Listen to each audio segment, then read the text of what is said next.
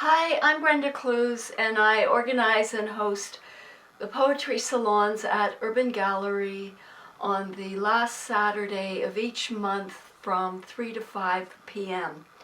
And we had our inaugural kickoff salon August 26th. And I had two fantastic features, Mirolla and Claudio Gaudio, and you can check the in the info below to see their background and their bios. This is a video review of their reading. So I'm going to begin with Mirolla, and I purchased this book at the Guernica poetry launch, where it was launched, and read it and was just absolutely taken into the depth of understanding. It is quite phenomenal. It is a book about his parents, their marriage of 4 decades, their deaths, his feelings about them. It's not so much stories of his childhood growing up, but it is a book of memory and time. So he read some poems from this book, and so let me get started. Mirolla is a poet of remembrances, memory, relationship, catching glimpses of the past and interweaving them into a rich offering of metaphor, myth, art, culture, and the greatest paradox of all, death. The book opens with a dying star system in chorales. It's a peek at ancient dying stars. In chorales and finales. It's like an operatic poem. It's a poem of the craggy earth, of the rich humus of the earth, the fertile soil, like an underground cave system, of metaphors, of orchards, of the, quote, snapping of a million-year bond, quote, fast receding sky. And I thought that was a good place to start with Michael, although he didn't actually read that poem at the salon. So this book is really a meditation on death. I mean, it's a book about love, about his mother and father, and his feelings about them, and the loss of them and their endings. It's a book of love for life, and yet the vacuous future pushes up against the poet's vision. But it's not a minimalist book. It's rather full with rich imagery, a cornucopia of metaphors and adjectives. I think, do I read? Yeah, so I do want to read one of his poems that he didn't, a section, a part. Just to give you an idea of the kind of rich imagery and the deep, I hate to say wisdom because that sounds so new age, but there is the glance of the philosopher with all his wisdom.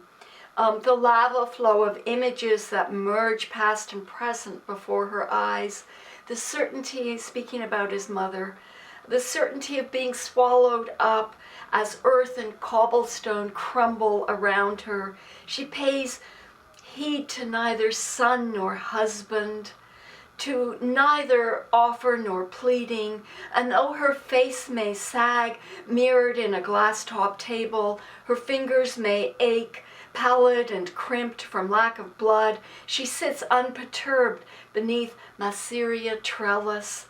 She knows that, having stowed the seeds safely under soil, to give them one last hope of remembrance, her task is done. It doesn't matter then that the light appears not quite natural in the slate afternoon, that the air shimmers and the ground quirks, that the birds and squirrels huddle on flimsy limbs as if in prayer. The whole book is a prayer.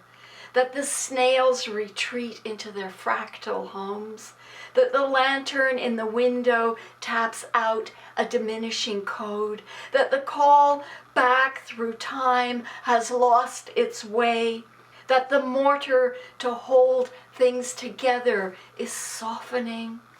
What's left is the vision of a gaunt woman who floats breezily by on a grassy raft, clutching a sail of cerulean tablecloth.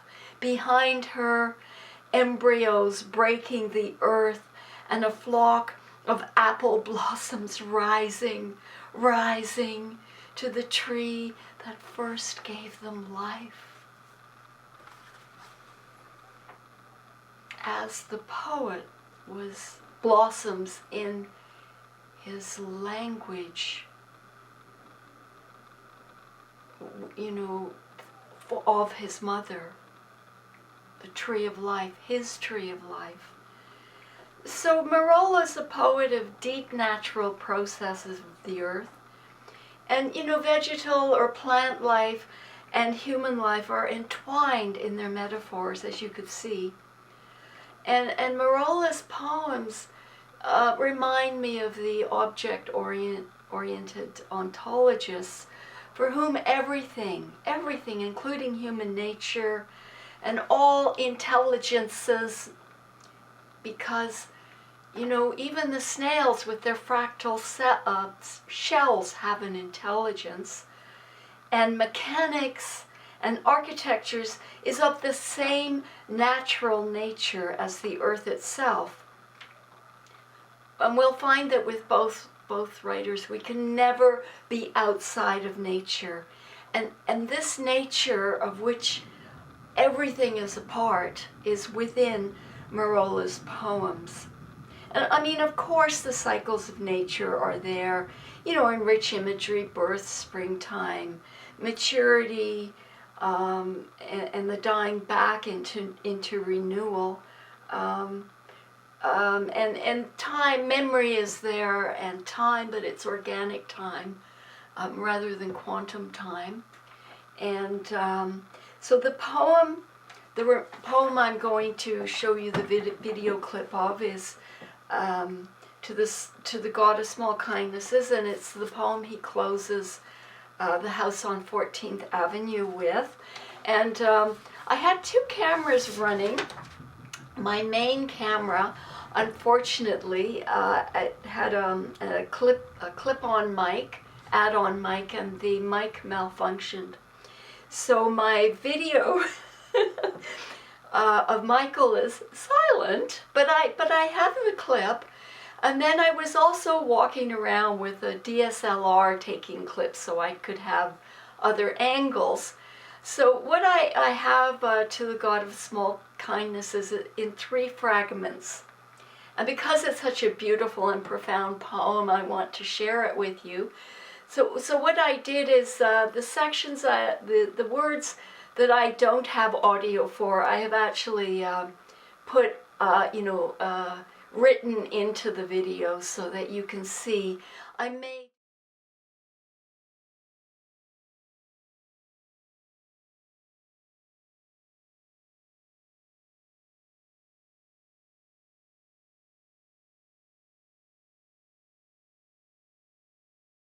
The world is once again the greenhouse it was always meant to be. They appear standing in the garden at the center of things, side by side, facing the sun. In their hands, a germination of seeds. At their feet, the long-promised roots, sucking greedily at a pellucid skin of water that flows from oracle to oracle. in the distance, the endgame remnants of brick and mortar held tightly in place by slick gripping vines, a fading memory of previous folly inside, with none to provide testimony. The ghost images reflect but themselves, bitter fruit drying around a clenched heart. They stand bemused in the garden, earth pulsing around them. The seeds slip from their fingers, cascade into the cool, sheltering caves where Plato has never been, only to burst back into air, hungry shoots tearing skyward through the placeholders that made them human. Marrow, bone, muscle, sinew, cartilage, vessels carrying juices to and fro. Pandora voice boxes, organs of all kinds. And the words that will eventually string out 28 lines of poetry. On every leaf unfolding for the sun. Too crenulate with the prize of time's ultimate shedding, the start gate.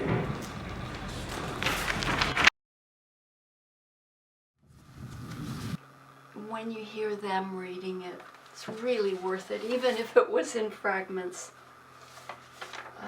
Okay, so now we move on to Claudio Gaudio.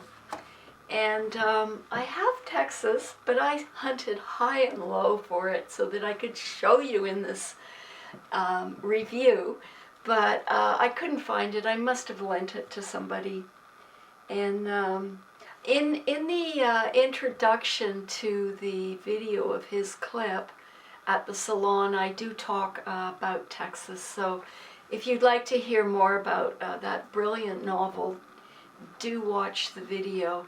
Now, by the time Claudio came on, we had realized that one of the mics wasn't working, so I took it off the main camera and just used that camera's mic. So I've got sound for both clips. So I'm going to begin with reading a section of the excerpt from his novel I'll Be that he actually didn't read at the salon, as I began with one of Michael's. So I'm just going to go right into it. I never tire of discovering what I already know. I turned on some music to silence the pair, but by then I couldn't hear myself listening. I envisage things differently now that I'm older, and by that I mean not at all. Someone will tear asunder what I've strung together, but the universe is vast and throws nothing away. It cannot decide what is trivial. So this was like an opening for my for this video review, where these two poems were in tandem: the universe and the stars, and time, and so let me go to number. You should see my notes.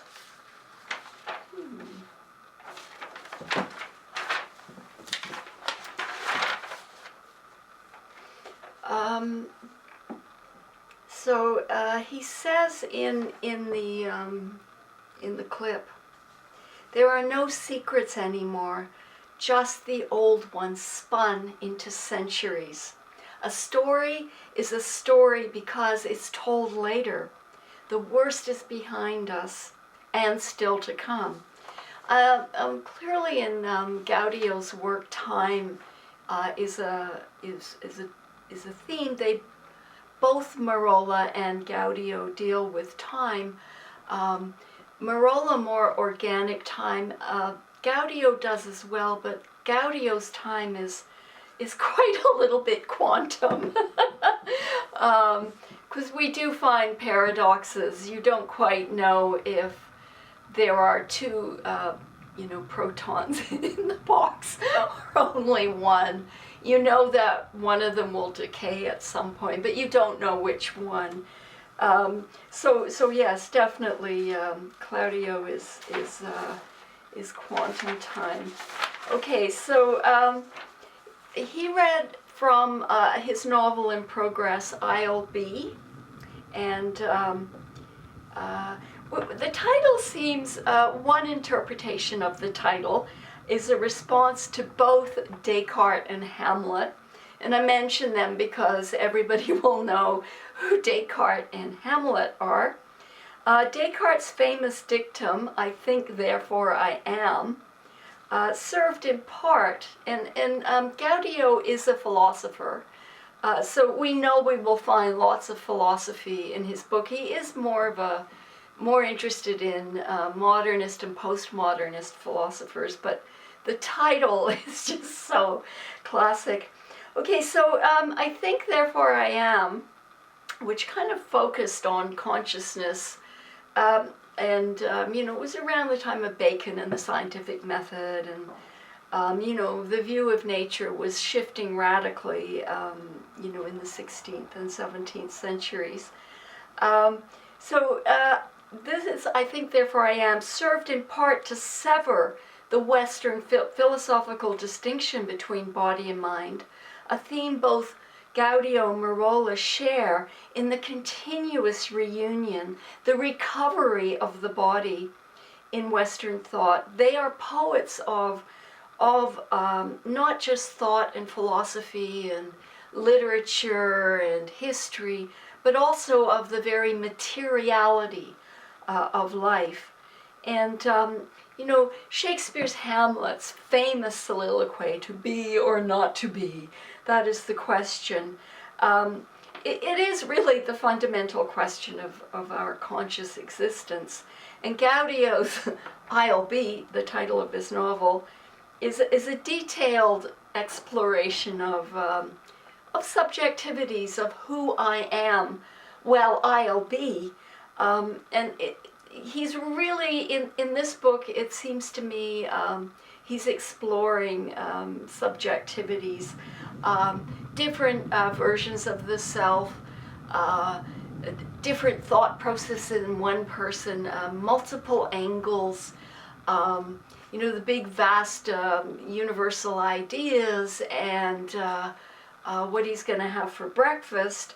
So subjectivities or notions of the self, understandings of the self, as they are lived. We've got, the vast, God, he says God is more transparent. I made coffee, and a few hours later I had a bowl of cereal. So those vast kind of, universal signs, and and the trivia of daily life. So now I want to talk a little bit about the video I did of his reading. I had 2 cameras running, and so the changes in video effects are like visual piano notes that mark as natural breaks in the passages he read of the excerpt of his new novel in progress.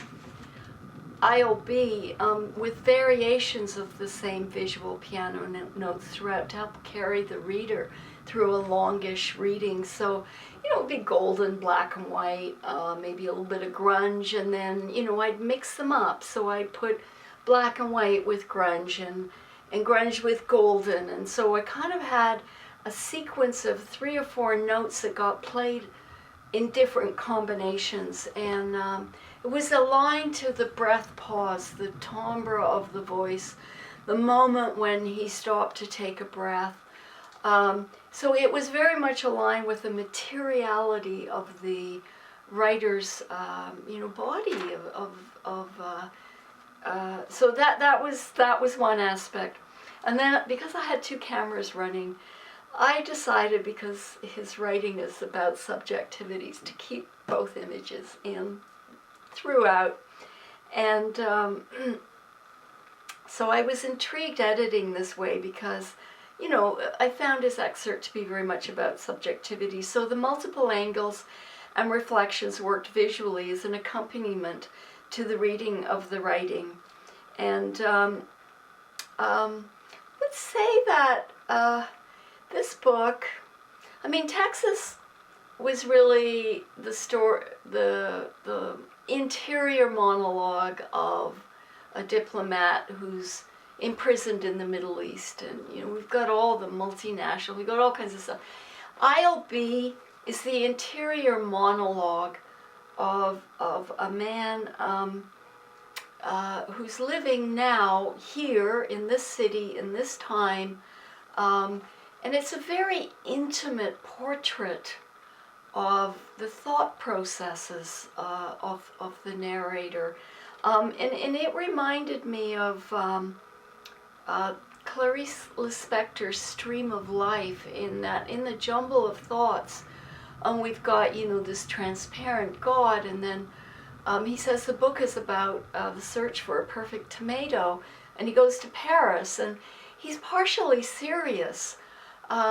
Clarice Lispector in Stream of Life was her last book, and she was dying of cancer. It is the closest to the bone writing I have ever read.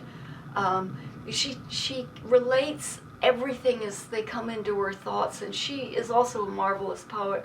This tremendous poetic intensity and luminosity to her writing, but also the trivia of daily life.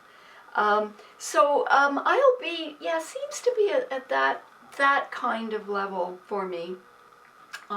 The video is also self-consciously art house style, with the accoutrements of videoing left in with the videoed subject, who is shown in multiple images, sort of like the thought processors of the narrator of I'll Be, the big philosophical ideas, and that he likes yogurt, for instance. So we've got in the clip of the reading both the filmed and the filmer. My hand is in there sometimes, and the camera's in there, and kind of appear at the end, and so I didn't remove that. I didn't remove the witnessing eye of the camera or the videographer, because I felt that was an interpretation or an empathy or was similar to the thinking, witnessing mind of the narrator in I'll Be, who is also the experiencer of the moments that he is describing or expressing. And I just also want to say about that narrator, it's in the tradition of the great Russian writers, Solzhenitsyn's, in The Day in the Life of, or Dostoevsky, The Underground Man. These are intense interior monologues that give you such an idea of a culture. We get Gaudio's narrator, who is also the character. He's in historical time. He's very much a product of his historical time. His economic status in the class structures is there. The wealth of his education is very evident. It's a life of a single male character in the 21st century in Toronto. And, it's very much of the European tradition. I don't find it so much Eastern or African. But it's a brilliant, I know I haven't read the whole book because he hasn't finished writing it, but it's pretty amazing. Okay, so in the video clip I'm going to show you, he's all of the themes that I've been discussing appear. So take a look. In a speaking without knowing, there is still the hint of form, the stench of a self. There are things I can't bury. I learned that in therapy. It is a good idea for the mind to find its body. That's how I know I'm not a hedgehog. The soul is of no help at all. After the fall, it hightailed it to China. Now it's a butterfly or an ox. But in the West, its absence is thriving. Empty is because it's unbreakable. As I walked up the stairs to my study, I knew all I had left to do was make sense of the buzzing, but I don't think I'll be able to finish. These words do not reference what is being said. They are, however, the words that are needed now. Yesterday I pulled down a star, hung it from the ceiling, and painted it silver, and then I painted over it, after which I made myself a sandwich. I swear it's still there, the star I mean, merely impossible, it need not be here to appear. The sandwich is just a detail to help me remember. What better than food to mark the insoluble? That's how I reason. I prefer eating to anything and anything to people. I'm doing all I can to delay their arrival. My friends in particular, I don't answer the phone or the door in case they do or don't call respectively. I'm 7 feet tall in the story I'm telling, but that may not be the story you're reading. Wasn't that? Yeah, it was pretty amazing. I invite you, if you're in Toronto, to please come to the next one, which is at the end of May. I think it's the 29th. We always have open mic. I don't know if I'll be doing video reviews, but I certainly will be doing written reviews. They will be published in newsforyou.net, NEWZ4. U as a letter U.net, so a local online Toronto newspaper. And the salons are at the beautiful Urban Gallery, and that is www.urbangallery.ca. Do visit the website. Do check us out. Thank you so much.